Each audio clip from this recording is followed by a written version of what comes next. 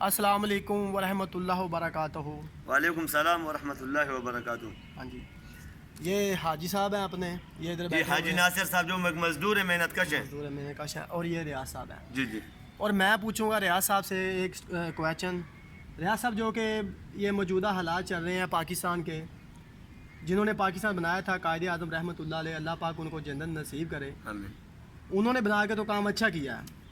اس کے بعد یہ جو دور چل رہا ہے بڑا نازک سی صورتحال ہے، آپ کی اس نازک صورتحال میں کیا رائے ہے، کیا قائم ہے، آپ ہمیں بتا سکتے ہیں تاکہ ہم ویڈیوز ریکارڈنگ کر رہے ہیں تفصیل سے بتائیں تاکہ لوگوں کو پتہ چلے یہ نازک صورتحال چل رہی ہے، یہ ہم لوگ جا کہاں پہ رہے ہیں، کیسے کیا حالات ہیں اور آنے والا وقت کیا بتا رہے ہیں ہمیں۔ چلے جی۔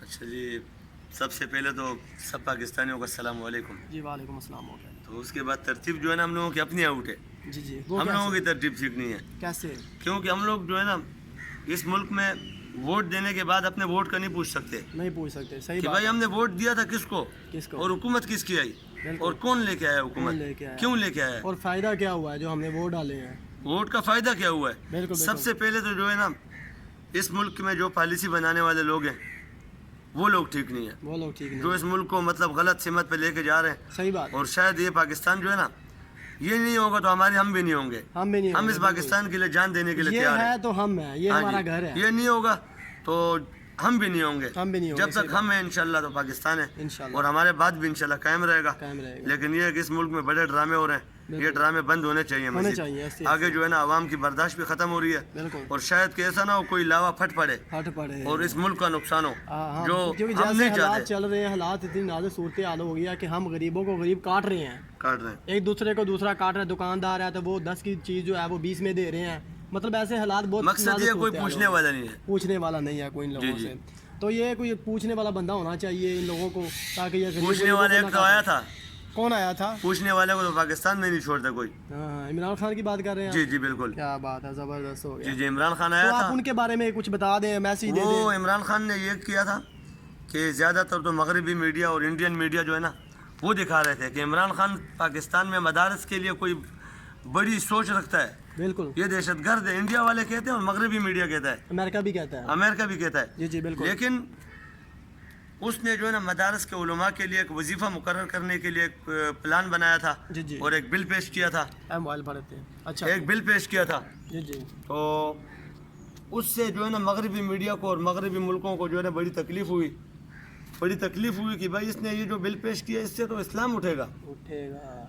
اور یہ ہر بات میں، ہر جلسے میں، ہر پروگرام میں سب سے پہلے ایاک نعبد و ایاک نستعین، اس سے بڑھ کے کوئی بات یہ نہیں کرتا ہے۔ نہیں کرتا ہے، تو جب یہ آیا تھا اس وقت انڈیا کا میڈیا رو رہا تھا، مغربی میڈیا رو رہا تھا، اور جب یہ گیا تھا وہ خوش تھے۔